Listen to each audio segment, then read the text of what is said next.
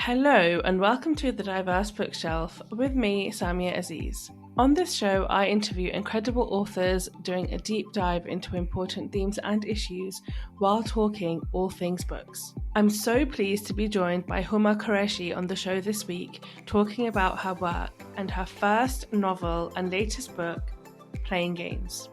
Playing Games tells the story of two sisters, Hana and Mira, who, like most sisters, love each other deeply but have a relationship that is flawed and complex.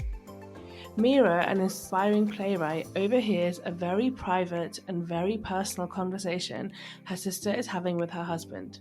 But Mira finds her sister's words so powerful they set off the cogs of writer's inspiration in her mind, and she writes the scene of a play exploring marriage for a modern-day couple. Huma poses questions about using real life for fiction and where the boundaries and lines are. Is it ever okay to write about someone else's life?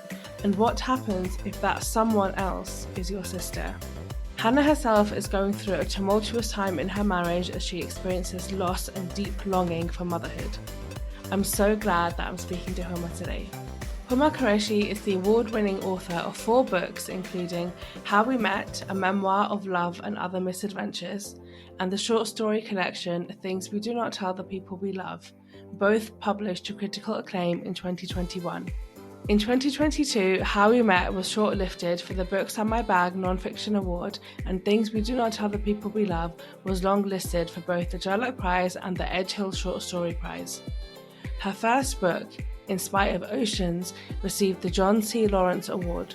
In 2020, Huma won the Harper's Bazaar Short Story Prize with her story The Jam Maker. Her novel Playing Games is to be published in November 2023. Hi Huma, welcome to the Diverse Bookshelf. Thank you so much for joining me today. How are you doing? I'm fine, thank you. And thank you for having me on your podcast. I'm very excited to talk.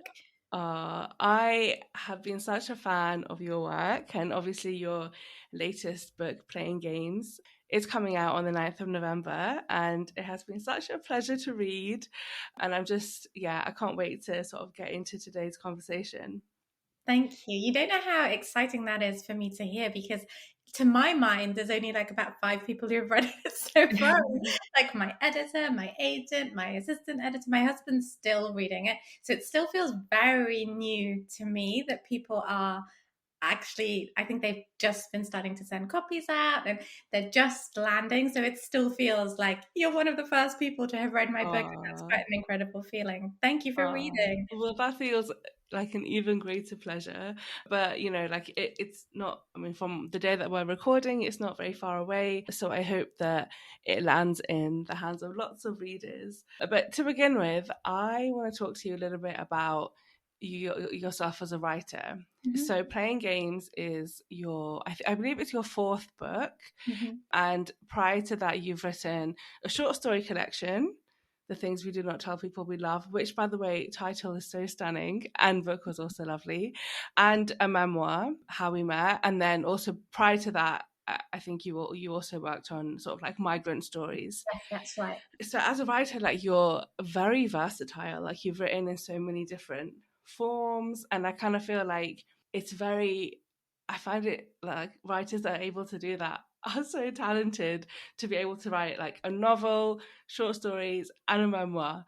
So what's that been like for you, exploring different forms of writing?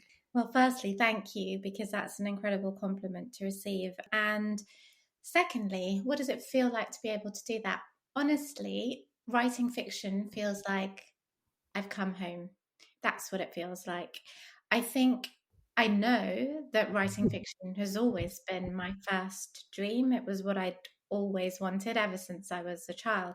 And my way to be a writer was to be a journalist. I didn't know any other way to do it, to write. And for a long time, I guess, whilst I was working on a newspaper, I would tell myself that I was lucky because I got to do what I wanted, which is that I was writing, but I wasn't writing what I really, really wanted to be writing. And the stories that moved me the most were, as a journalist, were the stories that involved people, real people, and their emotions and their lives and relationships. That was the stuff I wanted to write, not the news desk stuff, which just wasn't the way that it just wasn't my place really. And so each book, I think, was a stepping stone towards where I really wanted to be. So my very first book is quite a small book, which I think people who have read my later work have then gone back to read, which I find slightly embarrassing because, it was my very first attempt at writing a book. And that was creative nonfiction. So it was inspired by a lot of the people that I'd met as a journalist. It was their lives that I wasn't able to tell fully in the newspaper, and yet they were such interesting, rich, deeply moving experiences, and I was lucky enough to be given an opportunity to write that into a book. So that was sort of like my first step. That was different to journalism, but still somewhat rooted in journalism. And then my memoir came along, and that felt much more liberating. I definitely felt that I was writing in my own voice then. That was the first time that I felt a real clarity of tone, because, not to, obviously being a journalist was great experience for me, but it's not something that I necessarily want to go back to. But even as a journalist, when you're writing for your publication. You're not writing as you. You're not exploring your style. You're not using your own language even necessarily. How We Met felt like a cool glass of water on a really hot day. Like it just seemed to come so naturally because I was writing as me. It was my voice entirely. And that led to my fiction as well. Although, to be honest, actually, I'll need to backtrack a little bit. I was writing my short stories sort of in the background whilst I was writing my memoir. And it felt like I had these two very different narratives, and I could explore something much more poetic and richer, more, playing with language in a different way in fiction that I wasn't doing in my memoir, because I was telling my memoir so honestly and simply. Like it felt really important to me for it not to be flourished, for it to be really down to earth in a way and just honest and true. That felt like the most honest way to write that book about myself. But having the fiction not quite parallel, but just in the background, I was picking up story ideas. I was getting a little bit of time to try and write a story in the background, of family life, and also writing a memoir. And I felt like fiction just unleashed something else for me. And a lot of it was about the poetry of it and being able to explore emotions in a really rich way. And so, writing the novel as well, I do feel like my style is getting stronger, and I do hope that it reads with the simplicity and honesty of, say, How We Met, but it also marries the language and the poetry of Things We Do Not Tell the People We Love, and that it's come together for me in the novel. And I just hope that I can sustain that, and that's, it feels like home. It feels like home to be writing fiction. Oh, that's so lovely that it feels like home. I mean, I think the way that you sort of described that, the simplicity, but also like the sort of like the poetic nature, I think really does come across in the book. Like Thank you. when you read in the book, it does feel quite stripped back, which I, as a reader, like I really appreciate the fact that it's really clear what story you're telling and what emotions you're bringing out and what experiences you are trying to bring forward. But I think what I'm really interested in is, obviously, when you write a memoir, you are telling your story very clearly. Like you have your parameters about what part of your life you want to write about, who you want to write about. And then I am pretty certain, as a writer, everything you write at some point is impacted by yourself, by maybe things that you've experienced or how you're feeling. But it's also fiction, so you're not actually writing a memoir. How has it been to navigate that? Because I can imagine it's quite easy to just fictionalize things that happen in your own life, but that must be quite strange because you've also written a memoir. Yeah, so now we're coming close to actually the subject of playing games, which is about playing with reality in fiction and where the line is between what you write about. If you write about yourself in fiction, where's the line? Because of course that's a big theme of playing games. For me, with fiction, it's not so much about my lived experience. So I don't find myself recalling something that's happened to me. But it would be disingenuous to say that I don't shade my fiction by myself. Do you know what I mean? Like there will always be shades of me in what I write. And I think for me, it's much more an emotional state of mind. So, for instance, the stories and things we do not tell the people we love are quite dark and they're quite on edge. And if I look back at that period of my life, it was quite on edge. I wrote a lot of those stories in the aftermath of my youngest child being in hospital. He was quite seriously ill at the time. And it was a very dark place. And I think when he came home and touch wood, alhamdulillah, he's absolutely fine now. He's a happy, bouncing 6-year-old. But I think at the time, what that showed me, that experience of uncertainty showed me something about the unknowingness of life. And I felt very much in the face of that I needed to write something that I could control. I needed a story that I could control. And so I came up with the stories and things we do not tell the people we love. But I think they all, because those were narratives that only I could tell, I would know the ending. And I felt very almost obsessively passionate about that. Like I was really whipped into this state of almost obsession over those stories. I wrote them very fast. I wrote them very urgently and furiously and quite darkly. And I think that shows. So the experiences in that book are not mine. The actual plot lines are not mine. But the emotions, I can say, I would have felt. I would have felt them all to varying degrees in different circumstances. But those feelings of loneliness and despair and feeling misunderstood. And so I suppose it's similar in playing games. I definitely felt the fun and the joy of being able to just make something up. So in that sense, I feel really like I'd accomplished something. I accomplished fiction for fiction's sake. But the storyline of love and closeness, but also frustration with the people closest to you, I think that's something that we all experience in our lives. And it was a real joy. I don't know if that's the right word, but that's a word that comes to mind. It was a joy to be able to pull that apart and put it back together again. For those who don't know what the storyline is, it's about two sisters called Hana and Mira, and they're very close to each other, but at the same time they drive each other mad. And Mira is an aspiring playwright, and she's struggling to come up with an idea to write about. And so she is sort of talking herself into that writer's block of, oh, I don't know what to say, I don't know what to write. And then she hears her sister say something in an argument to her husband, and it sparks an idea for her to write about. So that's the idea of borrowing from life into fiction. And of course, when her older sister Hannah realizes what's happened, that her life is about to be performed on a stage, it gets very messy. So for me, that storyline was something that I've just been really, really interested in. I'm really fascinated by other people's perception of what is fiction and why does it matter if it is inspired by real life, and does it matter and how far do you take it?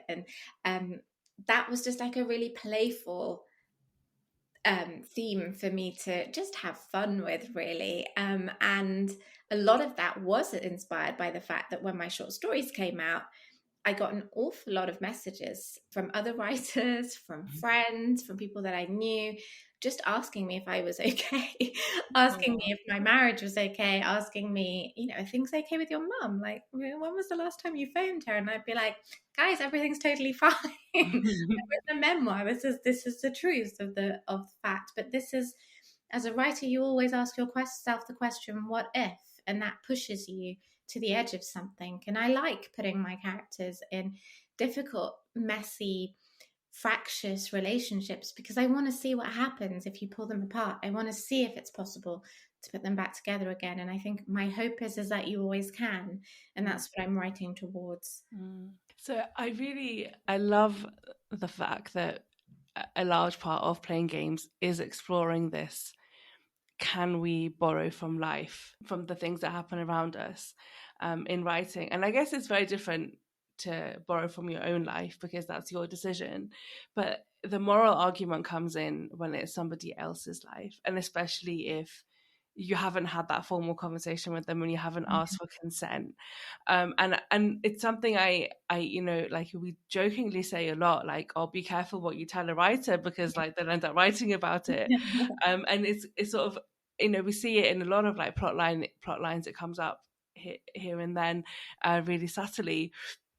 And I really find it interesting as well, because how much, like, I just don't know, like, if you are in that position and if you are inspired by something, how far is something private if you've heard it or if you know that it happened, and what is the line between using something as inspiration and using it as something like a source of information, for example. Like, it's just very different, I think. Did you speak to other writers when exploring that, or was that something that you were just sort of having fun exploring yourself?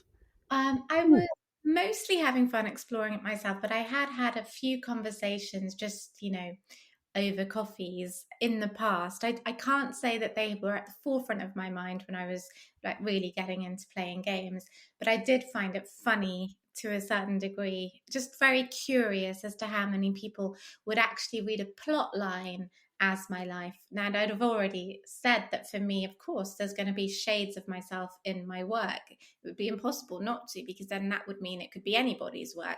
But the plot lines, like the actual incidents, the actual experiences, like those are not mine. I made those up, and I think it's quite curious that it's often asked of female writers. And I'd even read, I think when my collection came out, two of the male reviewers, and I was lucky it was very well received in the press, but two of the male reviewers were the ones who said that, without knowing me or speaking to me, but implied in their reviews, that she's obviously writing about her life, so it's almost like autofiction. And I was like, it isn't, because if you wanted to double check that, I have written a memoir about my life, but this is not that. And I found that very curious that the female reviewers never made that implication. They focused on the themes of women, they focused on the loneliness and the love, all the things that were really important to me. But the two male reviewers read it differently, and they read it as like a society cultural kind of blueprint, and it was like, not at all. That's not what I'm doing here. I'm exploring one of my favorite literary forms. So yeah, I found that very interesting. But around about the time, I guess it must have been about 3 or possibly 4 years ago, there was a big funny kind of publishing story that went very viral from the New York Times about two friends, people who had been friends, and then one of them started writing about the other and sort of almost using word for word Facebook posts. And I think it was called Bad Art Friend, if anyone wants to look that up, if that rings a bell. And I found that whole story absolutely fascinating.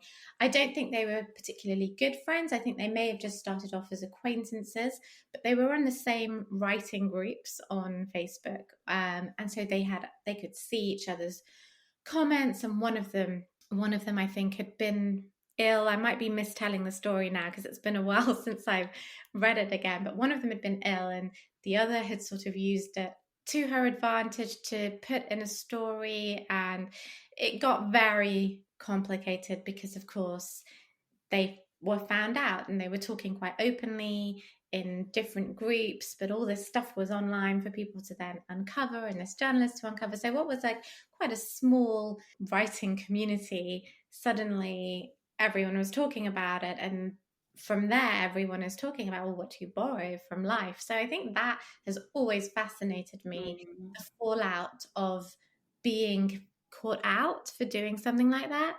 And I think it's just, I don't think there is a clear answer. I don't think you can set rules on writing. And I think that's what makes it so interesting, because one person's moral compass is going to be completely different to someone else's.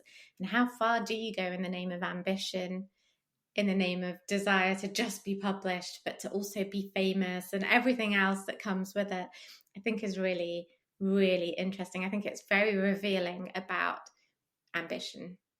Absolutely. And I think it's really interesting what you said as well about those male reviewers. And it just made me think, actually that I think there's this burden on people of color generally, but especially women of color, and an expectation that everything that we write is autobiographical.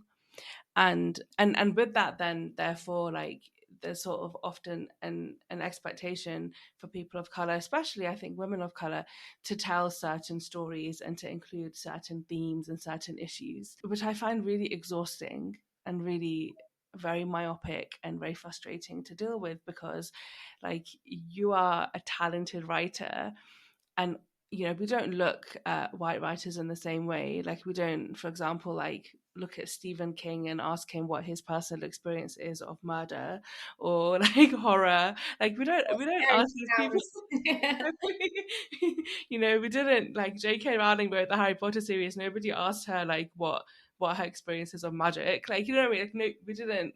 Was she also a teenager locked in the cupboard? Like, we don't ask authors that aren't people of color the same questions. And No, I think we're not held to the same standard, I suppose. Like, we have to work harder. And exactly. yeah, and it is that is it's a heavy burden to have to Mm, carry. I'm on it. yeah, absolutely. And so obviously in playing games you do explore this issue, and I think what I find so fascinating and interesting about it is that it's between two sisters, which I think is an added layer of complexity.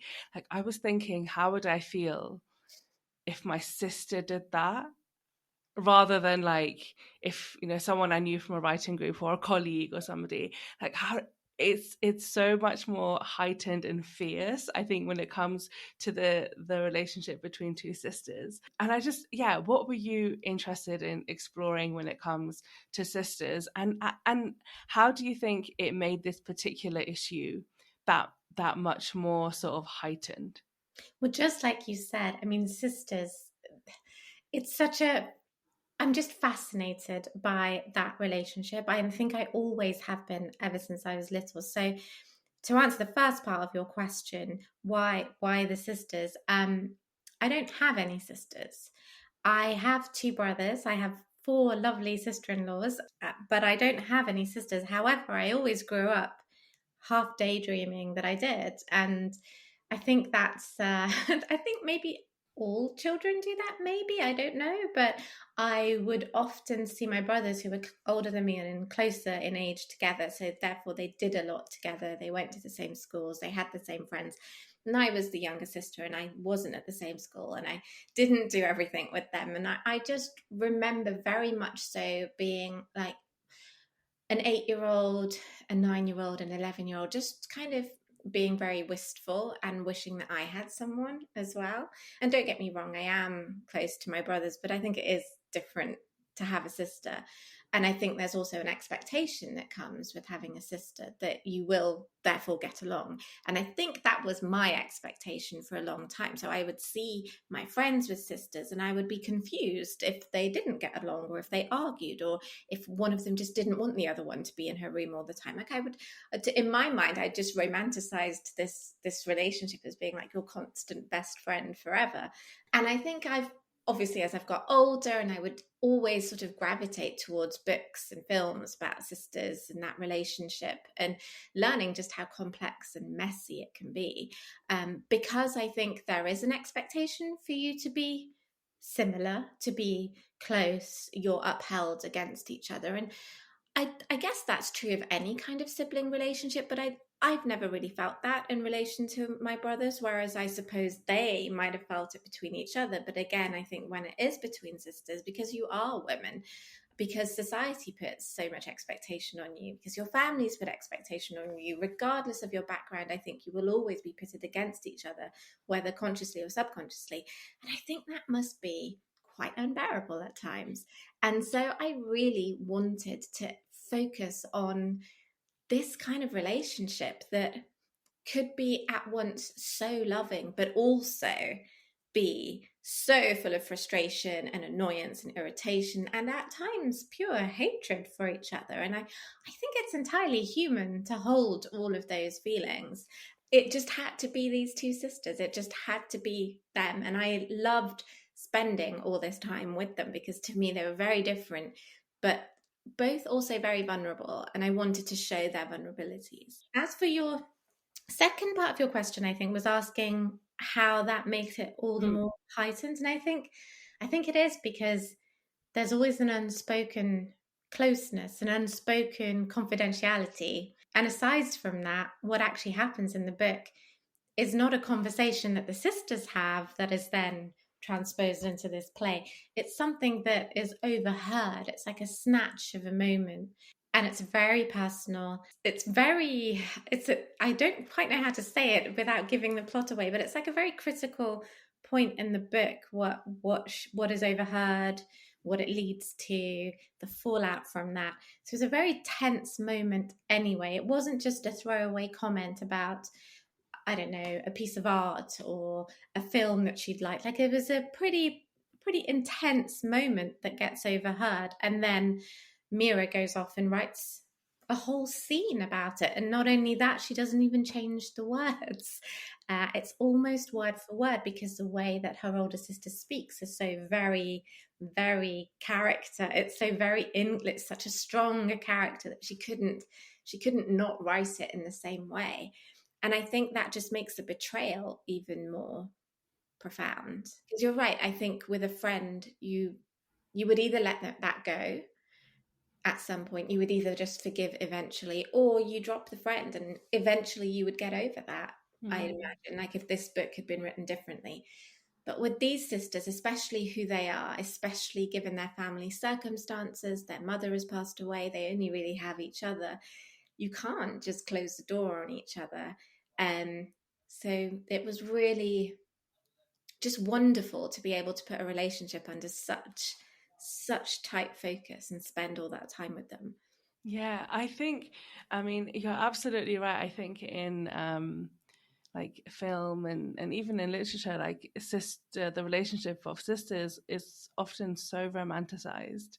I think if you think of like Little Women, which I think of as like I actually the adore main, yeah, the main sort of example of sisters. Like, I every time I watch that, I always feel like this sort of, I feel very emotional every time I watch it, just because of like how close those sisters are. And yeah, they fall out, but only really like two of them fall out, and only really once, right? Like, it's not like they just seem to be adoring each other all of the time, which is not my experience. I have one sister, and that's not our experience. Is she older or younger than you? So my sister's older, and I think so she's 8 years older than me. So I think we've always had almost this like life gap.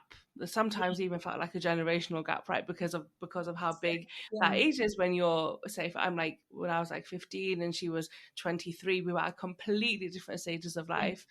And so now that I'm much older, we're much more, I feel like we're a lot closer. We're like really similar stages of life. So we've sort of like come together. But growing up, it was a very difficult relationship. Not difficult because we were fighting all the time, but just very strained, I think, because of, well, the age gap, but also because I think sister relationships are like that, because you have such a physical closeness, because often sisters are sharing rooms for some period of time, and then you're like borrowing things from each other, and you also like, there is this sort of like, I want to be like her, but I don't want to be like her, but everyone wants me to be like her. And it's very like, you do feel this sense of there's so much that goes on that feels like it should be very private. And I just remember constantly being worried that my sister was gonna tell her friends, because I was a lot younger as well. So I was worried that like my sister was going to tell her friends about stupid things that I'd done or silly things that I'd said, and that they would then think that I was just like this like little baby. And so it's just really, to me, like it's just really fascinating, because in the book we have these sisters that they're not that big difference in age, but they are very different, and they've also dealt with the loss of their mother really differently as well. And I think that about me and my sister as well, like we deal with things very differently. Like, I'm a lot more emotional, and again, I think my sister is the eldest. That came across in your book as well with Hannah. I think part of the reason why she is the character that she is because she is the elder sister. I think for so long she's had to sort of hold things together. And there's a bit towards the end of the book which I found so moving, when Hannah sort of sort of says like, just because I wasn't grieving in the way that you were, she was my mom too. And I just found it so sort of moving and really, really deep. But very interesting that you don't have sisters and still like manage to explore it so profoundly and just so like deep and beautifully. Oh, thank you. I guess like I said, I think part of being a storyteller is having that capacity to really cross a threshold and become your characters almost, so that you know what you're inside their heads. And it did feel very real to me. And one sister relationship, actually, that when I started writing the book, when I had the idea to write about sisters and the plot wasn't very fully formed, I didn't know who they would be. I didn't know what was going to happen. I knew the themes I was interested in, like I wanted to explore the theme of fiction and reality and fiction, and I wanted them to be sisters, but there wasn't much more mapped out at that stage. But I remember I was reading a book called Vanessa and Her Sister. I'm just looking at my bookshelf to see it. And it's a fictionalized account of letters between Vanessa Bell and her sister, Virginia Woolf. And that sister relationship was very complex and very, very fraught with all sorts of emotions, because Vanessa Bell, I then went off and did some extra reading of the actual sort of real account. And Virginia Woolf was Virginia Woolf. She was emotive. She was volatile. She was melancholic. She was deeply talented. She was everything that was unexpected of a woman at that time.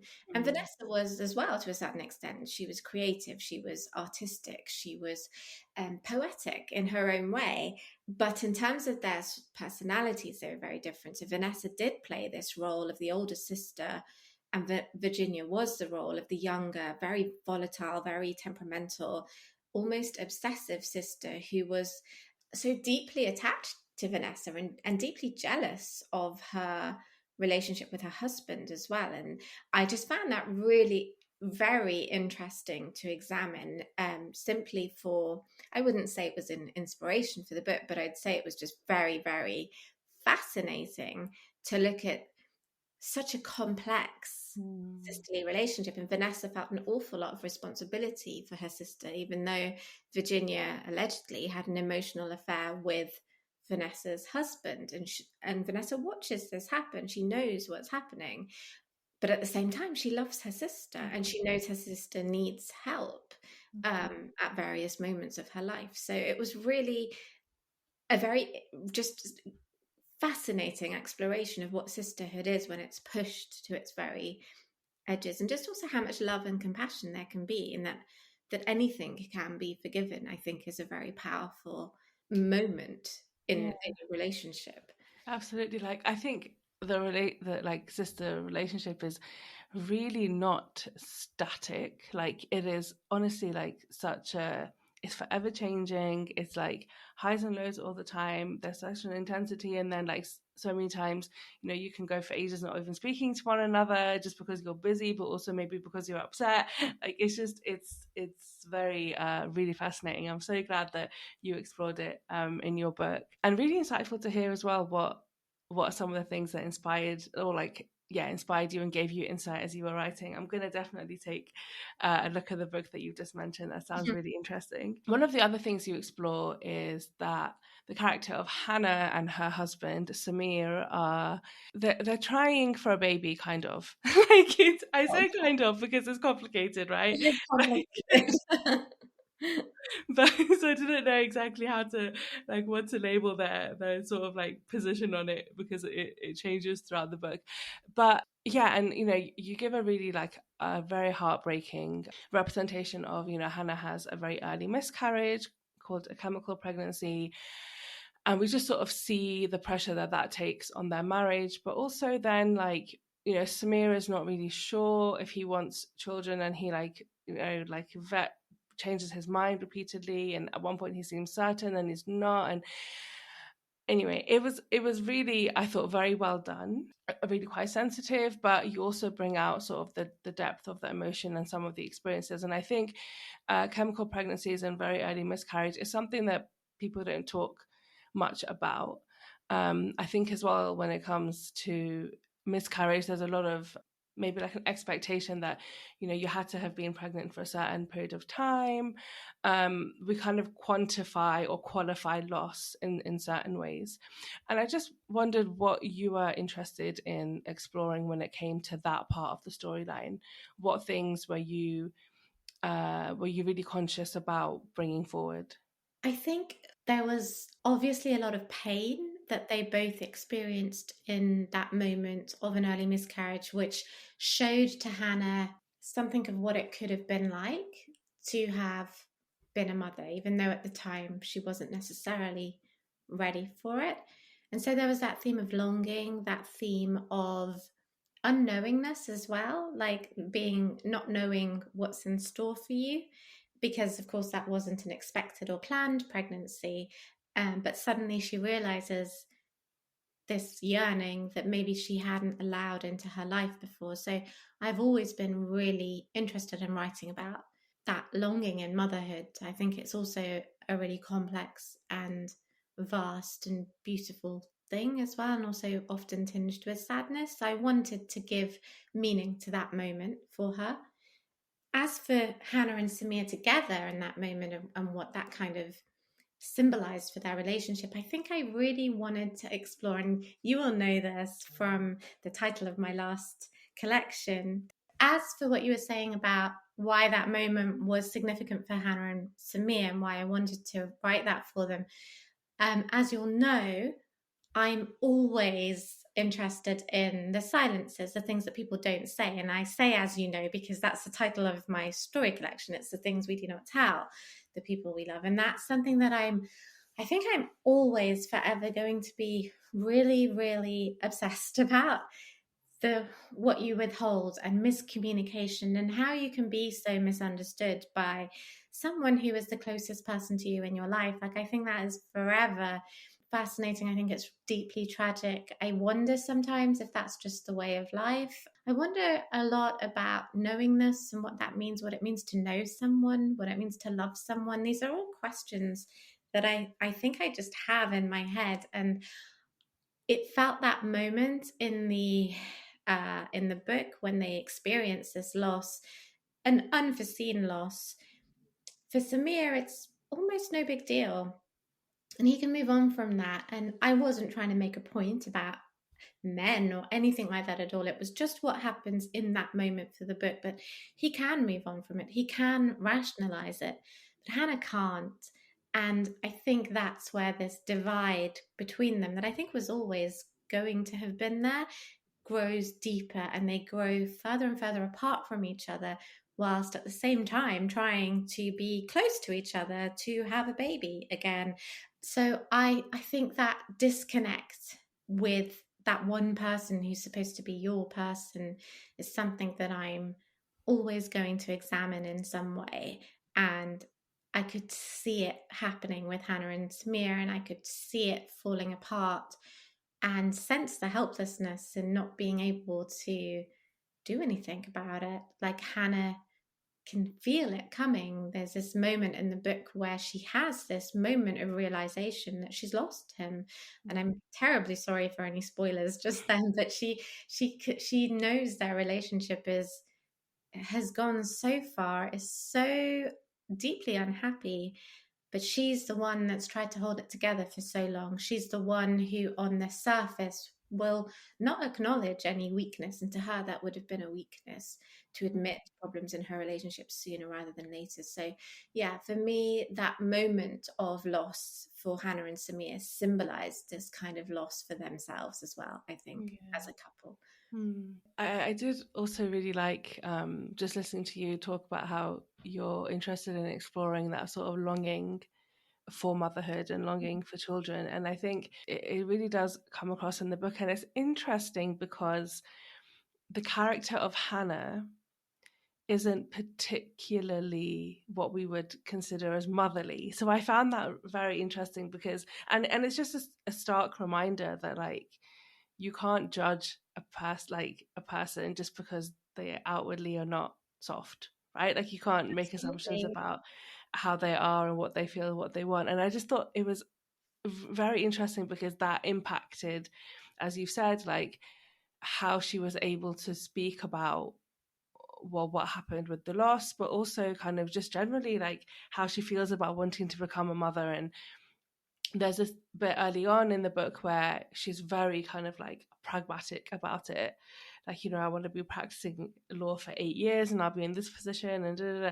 And I think, you know, that's great. And for a lot of women, that's what they need to do. And so then maybe it comes as a little bit of a surprise to the reader when the emotion is then unleashed as well, because you're just like, wow, like this Yeah. person that was seemingly so cool-headed Yeah. is also experiencing some of the stuff that, you know, and unable to control her emotions in the way that we all sometimes do. Yeah. But yeah, I was very interested to see that the way that you demonstrate that it is like a very personal experience for the people going through it individually, but also how it can impact the relationship or marriage. And it just sort of, I think it adds to the literature that we are seeing growing slightly that shed light on infertility or miscarriage, or, you know, any kind of longing for motherhood, which I think is such a welcomed thing, because so many women go through things like that, you know, myself included, which it can feel so lonely when you're constantly just bombarded with images of family and children, and it seemingly being very easy and like very happy as well for a lot of people. And actually, like, you know, you also write about in the things we do not tell people we love, the strained relationships between mothers and their children and families as well, which again I think is very, very welcomed in reminding us of the reality of actually how difficult things can be for people at all stages of life. So thank you. But I love that you've paid such close attention to the characters, because that's really meaningful for me to hear. And I think, just to respond to what you were saying about Hannah being this very cool-headed, almost cold and personal character at the beginning, very efficient, very matter of fact, but always in control, house is always tidy, appearance is always flawless, that kind of person, is still a really vulnerable person. And I think it's when her vulnerability comes, the fact that it is perhaps unexpected, adds depth, and it stops her being that one-dimensional character. Because I think there are times when you do see that typical kind of trope of sisters, where one is very successful, very boring, very sensible, very practical, and one is very wild and loose and, you know, doesn't work hard and whatever. Like, it's a bit of a trope, and I wanted to give weight and depth to show that they're not that simple. You can't just say Hannah's a wild one and sorry, Mira's the wild one and Hannah's the sensible one. There's a lot more to it than that. And I just hope that people will read to discover that. Absolutely. I want to talk a little bit about representation and identity. So your book is based on two women.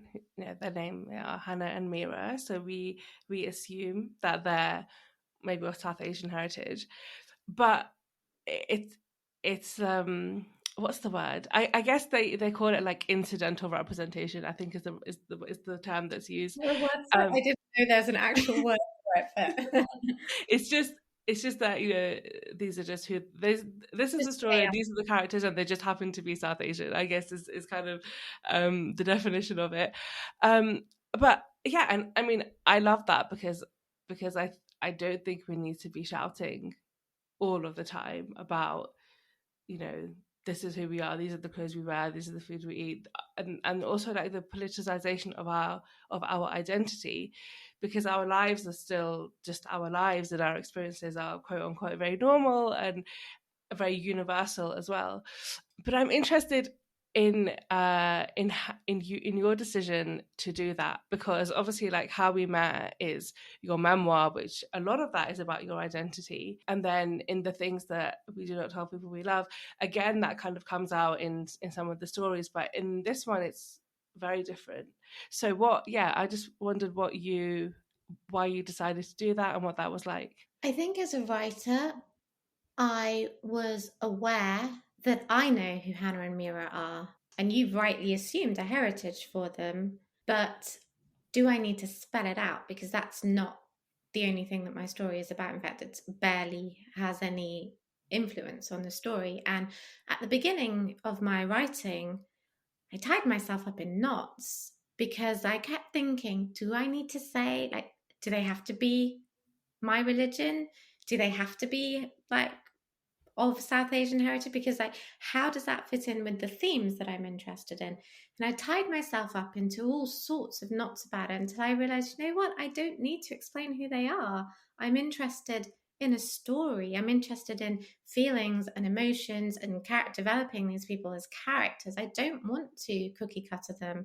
I don't want them to be upheld as just one thing. I don't want this whole book to be defined by just who they are rather than their actual sense of self, like, or but be defined by what they are rather than who they are, because that is what happens, I think. And really, I just wanted to write a story. Above all, I just wanted to write a story. And sometimes, of course, I think representation is important. My heritage is part of who I am. It will always subconsciously or consciously have an effect on the way that I write, or the way that I think, or what I'm writing about, or the themes that I'm writing about, like longing and home and finding a sense of fulfillment. Like all these things, I think they are connected in some way to this questioning of who am I? Where should I be? Do I belong in this space? Do I not belong?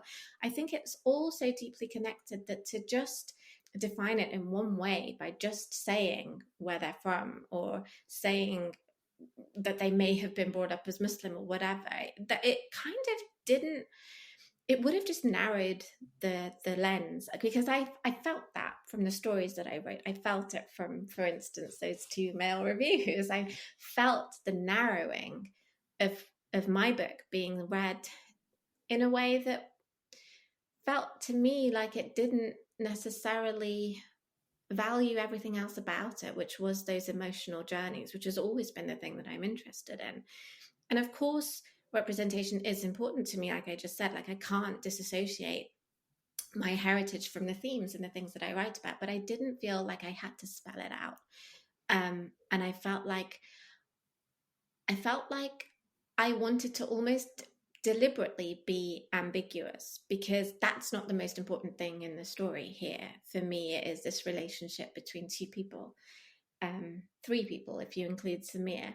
And I suppose there's a certain degree of sadness in that, because I realize that there will be people who just won't read my book regardless, because they will only see it, they will see my name, and they will only see it as this South Asian book that's not for them. And I think, I don't know how you come to terms with that. I don't know how you move on from that. It's deeply frustrating when I see that happen, that you're not, I know, and I probably fully accept that there's going to be a corner of literary fiction where my work just won't feel like it belongs, because I've already been written off.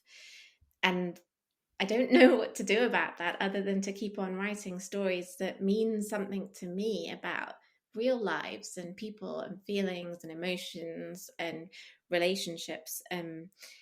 I read somewhere in an interview, I think, with Jhumpa Lahiri, whose new short stories, Roman Stories, have just come out. And I don't have the book yet, but I read that she has initialized her characters' names instead of actually writing their names. And her reason for it was because whenever I write a name, a reader will make all these assumptions about who they are.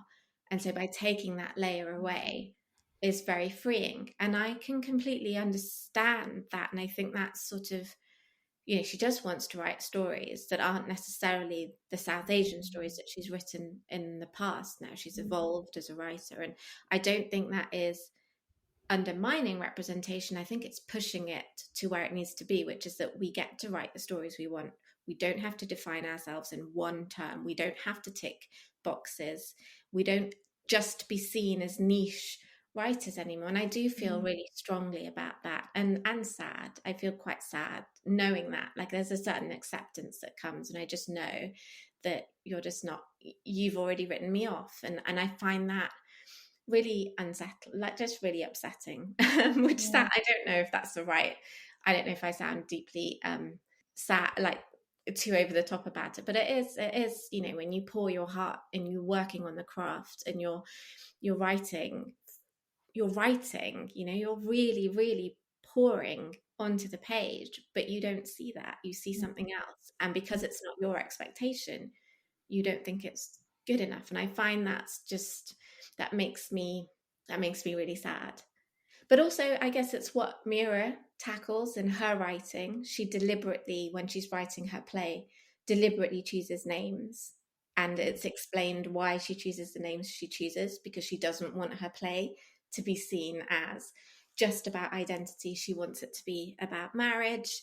And she chooses different actors for her plays so that they could be anyone. So I think that was my voice piece. That was my moment when maybe I did influence Mira a little bit, because I just felt like someone has to say that sometimes. Yeah, I mean that's really interesting listening to you talk about that, and I mean I completely agree, and I understand like where the sadness comes from.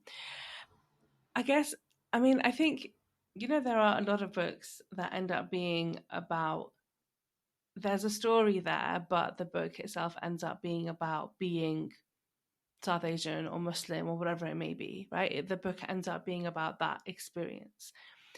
But I guess what I am interested in is that a person's background, like their upbringing, their culture, their religion, all these things, impact everything about their life. So I just wonder if in playing games, there's certain things that the characters go through, especially say like, you know, Hannah is married and now she wants to have children, but she's also this career woman. And then we've got Mira who's exploring writing. Like if there's certain things that their experiences of those would have been impacted by who they are in terms of their like cultural background or their religion.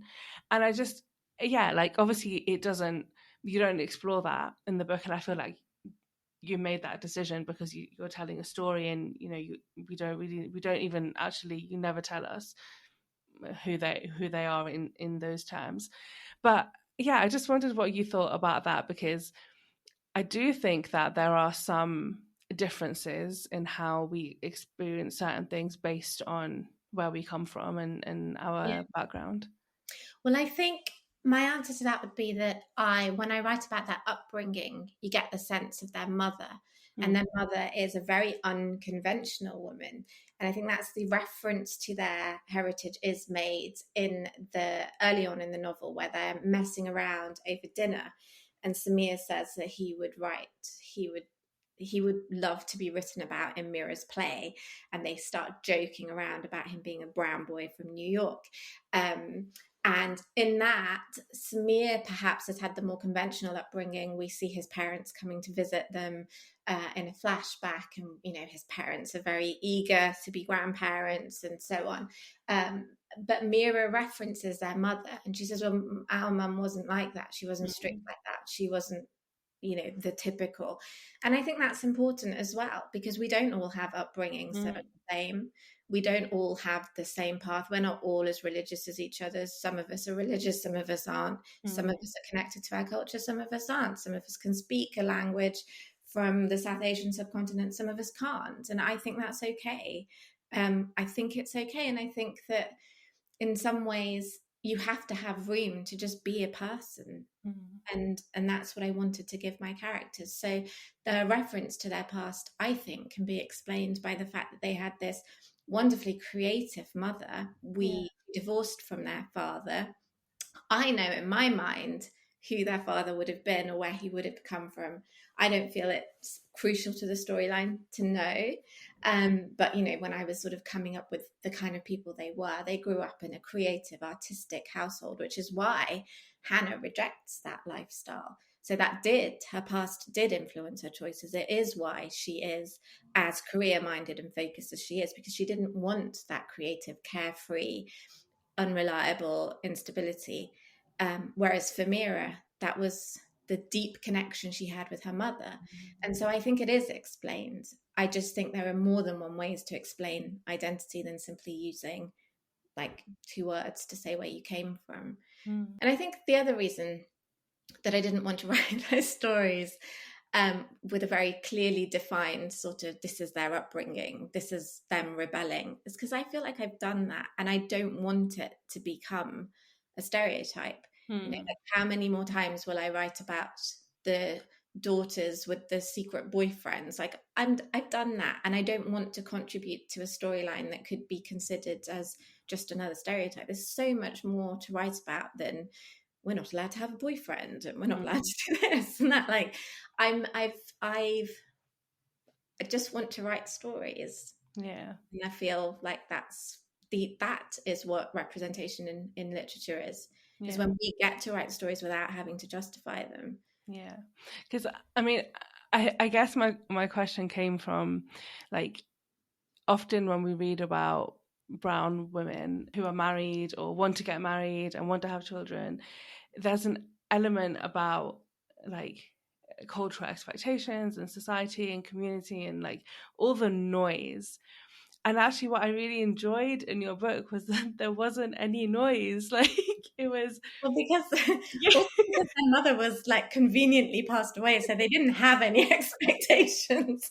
So, which was also quite a deliberate plot line, because I wanted there to be a nice mother in this storyline, and I didn't want them to have this kind of, you must get married over your head, because, again, to me, that would now feel like a cliche, because... And I don't mean it of anyone else's book. I mean it for myself, because I've written that, and I kind of feel like, oh God, like, did I write that?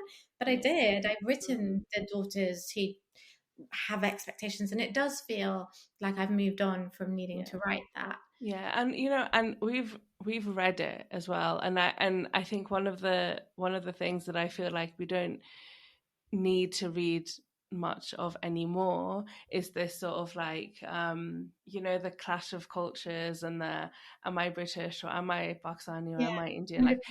Like, I kind of feel like we don't, like, that doesn't have as much nuance about when we think about identity. Like, I actually don't think we need to read any more of that, unless it's done in a very different way. But I feel like those stories have been told a lot. And I just don't think that they're timely, and I don't think that they're what we need right now. You're starting to sound dangerously like Mira now, because she says exactly the same thing over that dinner table conversation, and she's like, well, no, I'm kind of over those stories. I don't want to write those stories.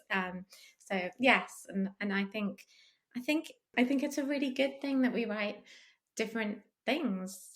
I think that should be celebrated. We shouldn't all be writing the same theme again and again and again. And I think it's important that we push these boundaries and we get to write characters for who they are, not what they are. Yeah, and to tell stories to bring out a whole host of different experiences and emotions that need to be told. So I'm just really fascinated, and it's been so interesting as a reader to see that change in your work, and that's sort of almost like a progression, and obviously, like, you, as we mentioned earlier, you explore lots of different forms, and I love the way that this is written. I really enjoyed it. It's very, for anyone that has not yet picked it up, it's very readable. It's very, like, immersive and engrossing, even though it's actually very simple. And again, I reiterate it, I like the fact that there's not much noise. Like, I like that it's we know what the story is, and we are more able to be invested in the story itself and the characters themselves, and not everything else. So just finally, as we end, because we are, I have taken up a lot of your time, what would you say are your hopes for playing games, and for anyone that picks it up? Oh, my hopes for playing games, my hopes for any of my books and my writing really is that it means something to someone, just that it moves them, that it makes them think for a moment about the book, about the characters, but also about themselves. I think that's always my hope, is that it means something to someone. I'd be very, like, that's enough for me. That's so lovely. Well, I think it will mean many things to many people. So, Huma, thank you so much for your time today. It has been such a pleasure speaking to you. Thank you. Thank you very, very much. Thank you so much to Huma for her time today. This was such a fun, interesting, and really insightful conversation. I really enjoyed it. If you enjoyed the podcast, please follow the Diverse Bookshelf on your podcast platform of choice and connect with me on social media. I would really appreciate it if you could rate and leave a review, as it helps more people find the show.